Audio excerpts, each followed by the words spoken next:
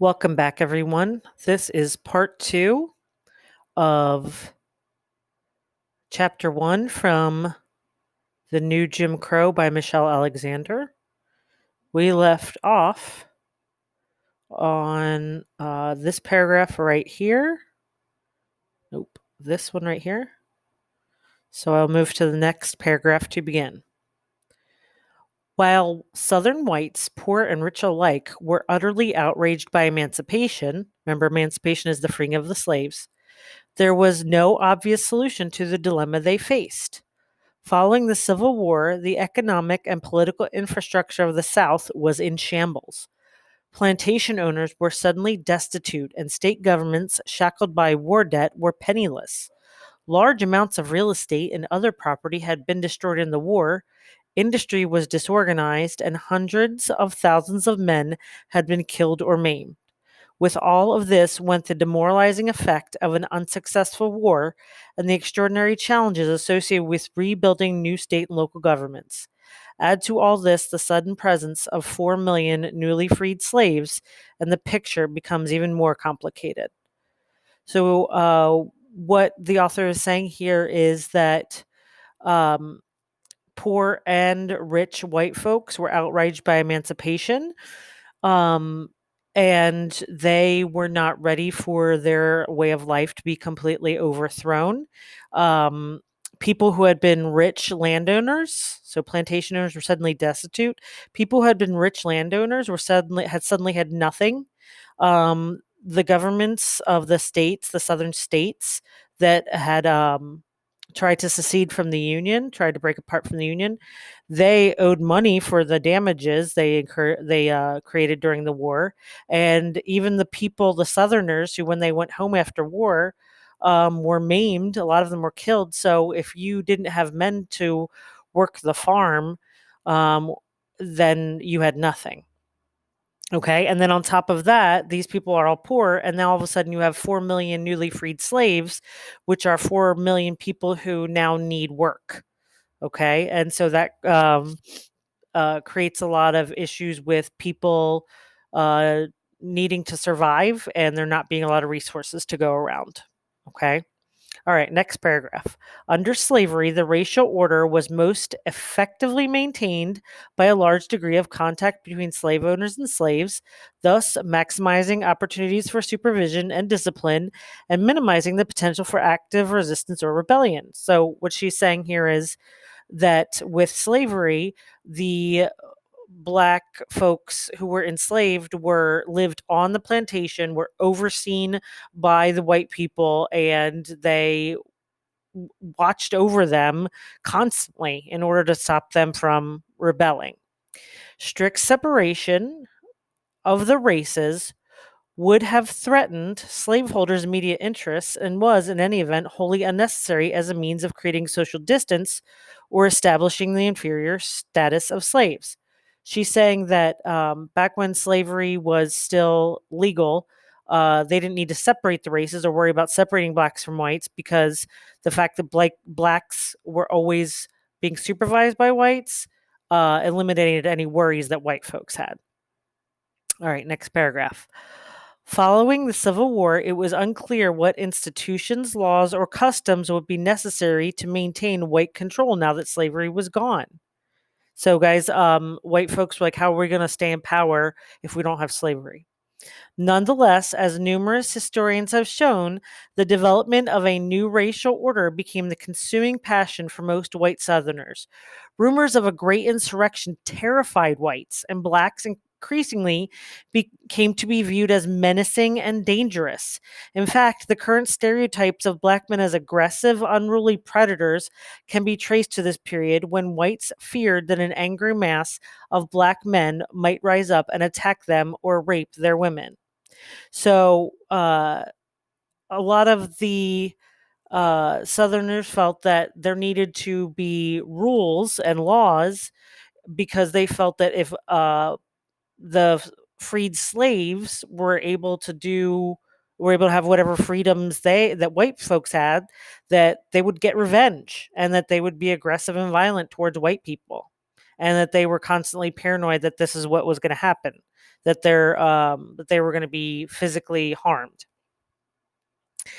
Equally worrisome was the state of the economy. Former slaves literally walked away from their plantations, causing panic and outrage among plantation owners. Large numbers of former slaves roamed the highways in the early years after the war. Some converged on towns and cities, others joined the federal militia, so that's a military group.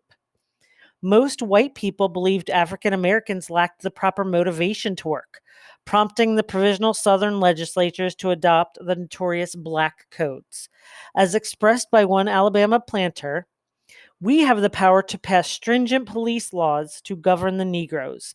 This is a blessing, for they must be controlled in some way, or white people cannot live among them." Next paragraph. Although the convict laws enacted during this period are rarely seen as part of the Black Codes, that is a mistake. So what she is saying is laws about people who are convicted of crimes and how we're able to exclude them from things. People tend to think of that as separate from the Black Codes, which are laws that only apply to Black people. But Michelle Alexander, the author, is saying that they are really, they overlap. Okay.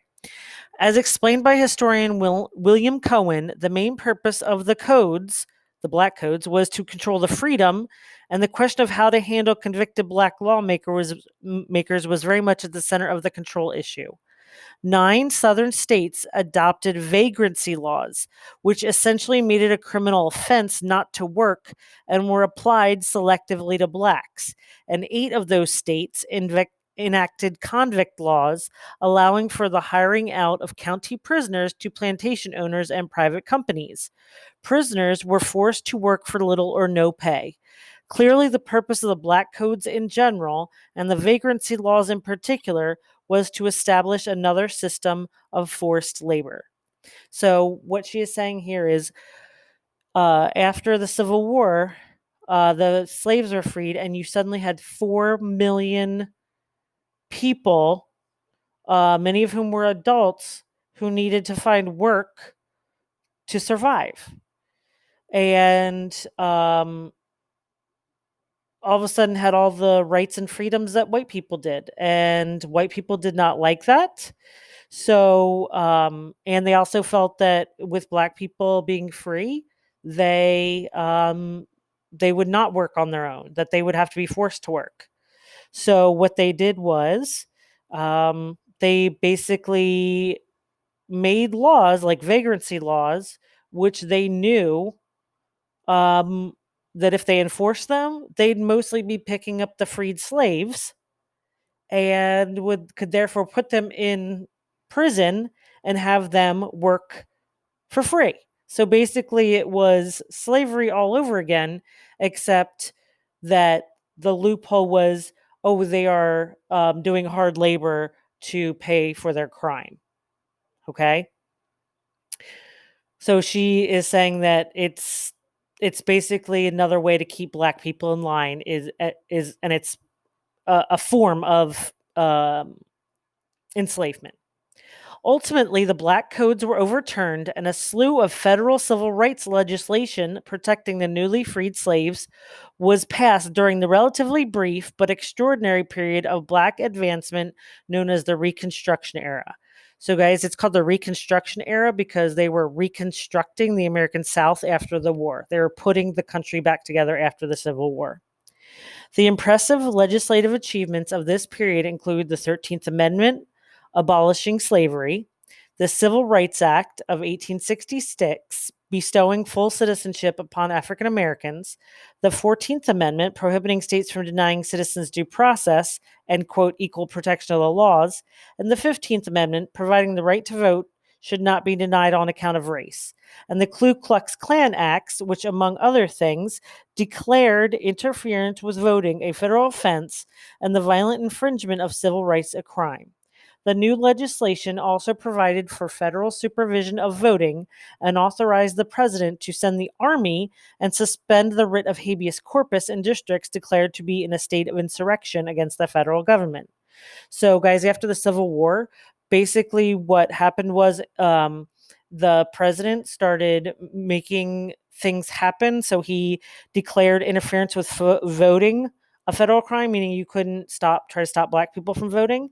And he also did something called, he suspended the writ of habeas corpus, which means that people could be detained or arrested without having charges filed against them, so that people could not intimidate people into not voting.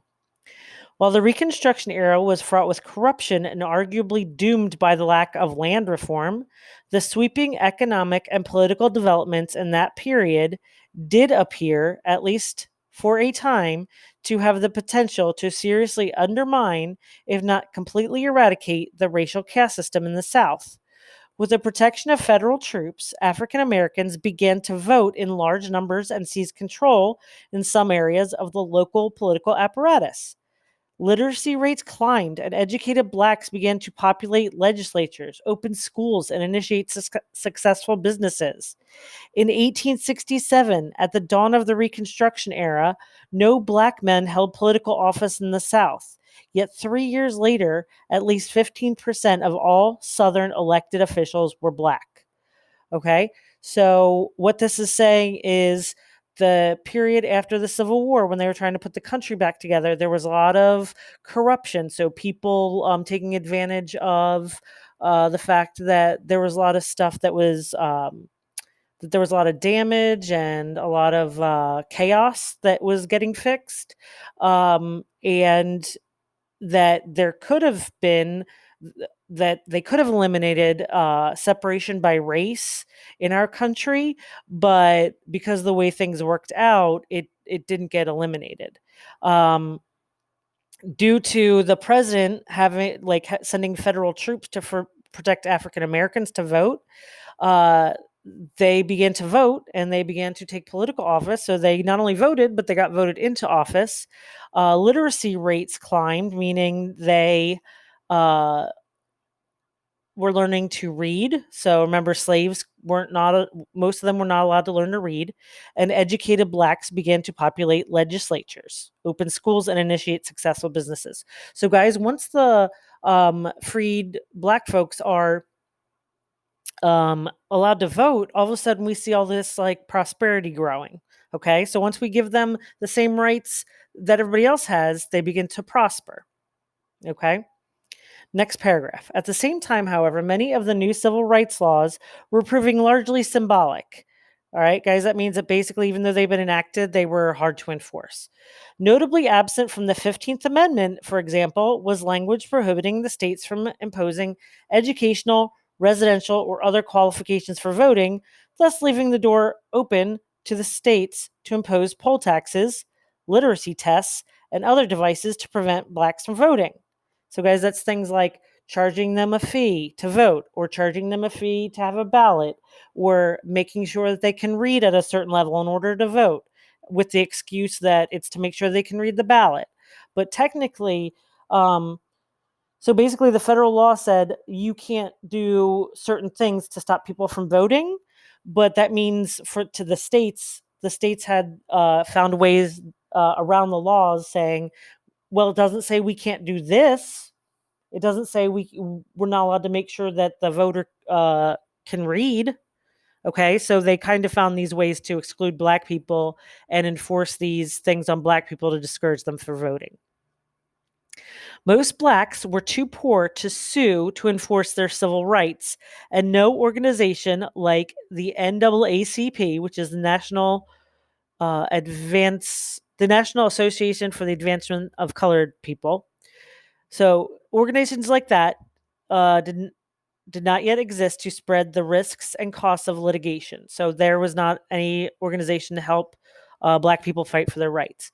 Moreover, the threat of violence often deterred blacks from pressing legitimate claims, making the civil rights of former slaves largely illusory, existing on paper but rarely to be found in real life. So since they didn't have anybody to help them to complain about having their civil rights violated, a lot of times they didn't. Plus, they were threatened with violence. Groups like the Ku Klux Klan would make people feel threatened if they went to the police or went to court. All right, last paragraph, guys. Meanwhile, the separation of the races had begun to emerge as a comprehensive pattern throughout the South, driven in large part by the rhetoric of the planter elite who hoped to reestablish a system of control that would ensure a low paid, submissive labor force. Okay, so guys, this went from being just an economic thing to the people who had been raised with slavery were starting to. Talk about it as if it were not just an economic system or that it wasn't just so they could have money, but that somehow it was part of their culture or a way of life. Okay, so these rich white landowners, this planter elite, they were using rhetoric. And I don't know if you guys remember what rhetoric is, but it is the art of persuasion. It is propaganda. It is things you use in order to persuade people to see your side of things. Um, Racial segregation had actually begun years earlier in the North as an effort to prevent race mixing and preserve racial hierarchy following the abolition of Northern slavery. So, guys, the idea of separating the races had begun in the Northern United States because they had gotten rid of slavery before the Civil War. And they had decided that, yes, the slaves could be freed, but we're going to have our own communities. And it worked with mixed results. Some people enforced it, some people didn't. It had never developed, however, into a comprehensive system, operating instead largely as a matter of custom enforced with varying degrees of consistency. So, guys, because there were no black codes or black laws or things that were enforced only on black people and their behavior, some people went along with segregation and some people didn't. So there might be somebody who owns a hotel in the North, in a city like Philadelphia or New York, who decides, oh, it's better for me financially if I don't segregate. Why would I? It's not a big deal. If they're paying customer, they're paying customer. And then there were other places that were like, oh, we'll segregate because people in our community like it that way. But it was never, people were not forced to segregate. Okay. Even among those most hostile to Reconstruction, remember that means rebuilding after the Civil War, few would have predicted that racial segregation would soon evolve into a new racial caste system as stunningly comprehensive and repressive as the one that came to be known simply as Jim Crow. All right, guys, that ends this reading of Chapter 2, the second part of Chapter 2. You can also find part 1 linked on the YouTube channel. Thanks a lot, guys.